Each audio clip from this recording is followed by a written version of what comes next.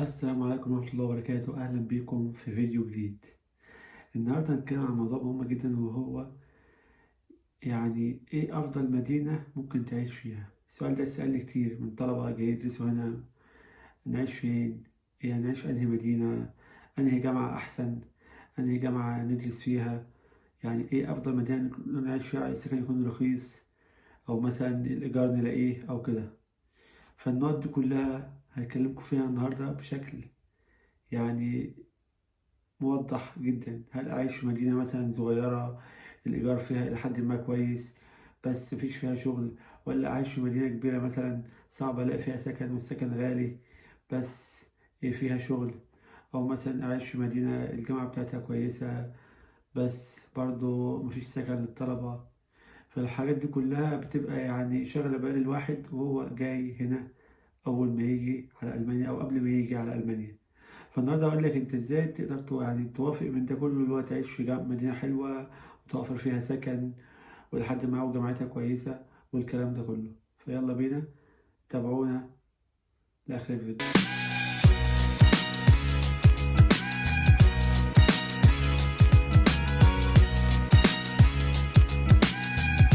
أول حاجة، لو انت متعرفنيش وأول ما تتفرج عليا، فأنا محمود من مصر. بدرس هنا في جامعة آخن، في مدينة آخن، جامعة أرفيتا آخن، أكيد تسمع عنها. وبدرس كمبيوتر انجينيرنج باتشلر. أنا شايف أفضل مدينة تعيش فيها وتدرس فيها هي المدينة اللي هتقدر توفر لك على الأقل، على الأقل ميني جوب تشتغل بيه وتصرف على نفسك فيه. وثانيا رقم اتنين، اللي هو يكون في يعني سكن مش غالي، إلى حد ما يعني متوسط. يعني مثلا ما بقولكش يعني تروح تسكن ب 200 يورو، مفيش 200 يورو طبعا. فاللي هو على الأقل يبقى في سكن متوفر وسعره متوسط. مش أقول لك مثلا اسكن في هانوفر ولا في برلين تلاقي السكن مينيمم في جي غرفة مثلا 500 600 يورو ولا 700 يورو كمان، لأ. فمن رأيي الشخصي أفضل مدينة تعيش فيها اللي هي تقدر توفر لك شغل وتلاقي فيها شغل تصرف بيه على نفسك. دي أول نقطة.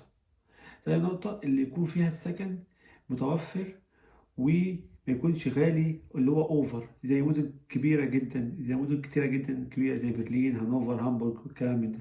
دي اول حاجه. تاني حاجه مثلا هي الجامعه. ادرس في انهي جامعه، في انهي مدينه، ايه افضل جامعه. برضو انا شايف يعني طبعا في طبعا جامعات اعلى من جامعات، وفي طبعا تفرق شويه في مثلا الجامعه دي وليكن الرانك بتاعها عالي شويه عن ده. بس برضه ده ما يمنعش انك مثلا لو في جامعة مثلا رانكها عالي وكويسة بس في مدينة مثلا صغيرة أو مدينة مش حلوة مفيش فيها شغل، السكن فيها مفيش، ولو لقيت بيكون غالي جدا. فده أنا شايف إن هو هيلغي ميزة الجامعة إنها جامدة ورانكها عالي والكلام من ده. ما أنت أوريدي يا أخي هتدرس في الجامعة دي، هتعيش إزاي؟ مثلا هتشتغل إزاي؟ هتلاقي سكن إزاي؟ فأنت هتلاقي الصعوبات دي كلها يعني مقابلاك.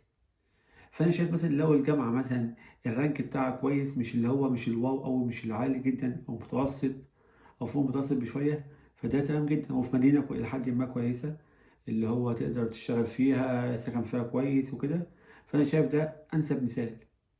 يعني انا عندي اصحاب كتيره جدا عايشين في ميونخ. الجامعه هناك الرانك بتاعها كويس وكده، بس السكن هناك غالي، فبيعانوا جدا من السكن. اقل واحد بيلاقي سكن في جنيه مشترك بيدفعه 800 يورو. فدي برضو مشكلة كبيرة جدا بتواجه بعض الناس. وهو السكن عامل كبير، أو يعتبر يعني بياخد جزء كبير جدا من المصروف، السكن. فاهمني؟ أو زي مدينة آخن.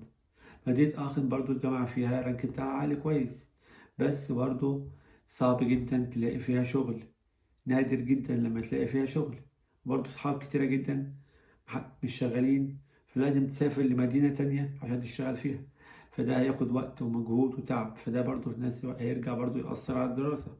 زائد برضو إن مدينة مثلا صغيرة زي أخن، زي مثلا مدينة فيها جامعة كويسة، برضو نفس الشيء. السكن فيها اللي هو شحح جدا، يعني صعب جدا لما تلاقي. كنت تقعد يعني ممكن تقعد تدور لمدة سنتين عشان تلاقي سكن. طبعا زي ما قلت لك الشغل عامل كبير جدا، صعب وصعب صعب جدا انك تلاقي شغل في اخر.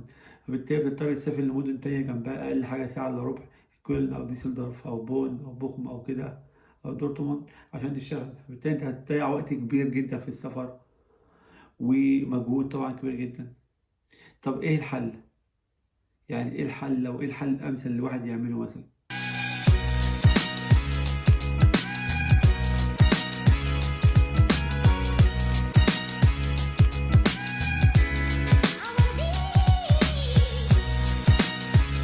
والله يا صديقي العزيز، من رأيي الشخصي أول حاجة تبعد عنها اللي هي المدن الصغيرة اللي مفيش فيها شغل. تمام؟ دي عشان تتخطى نقطة الشغل. طب تاني حاجة، عاوز ألاقي مثلا مدينة فيها سكن كويس وفي نفس الوقت تكون جامعة كويسة.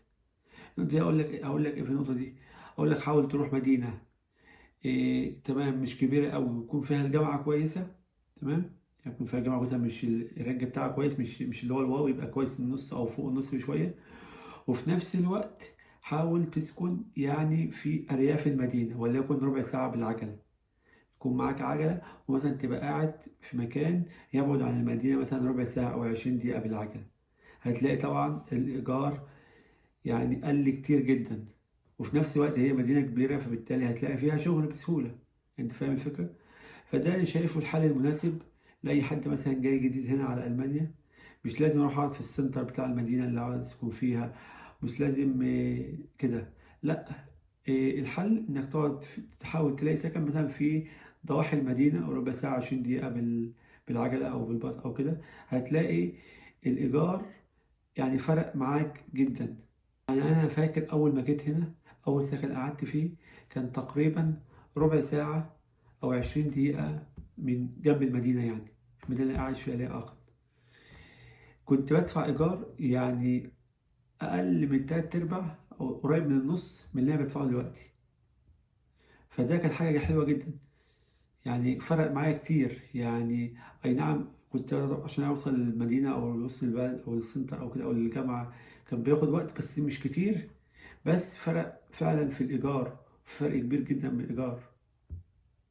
فدي يعني دي تجربتي الشخصية، اللي أنا عشت هنا تقريبا سنة في السكن ده. أتمنى تكون فكرة الفيديو وضحت لك، ولو استفدت من الفيديو ادعي لي دعوة حلوة، متنساش تعمل لايك سبسكرايب للقناة، وأشوفكم في فيديو جديد.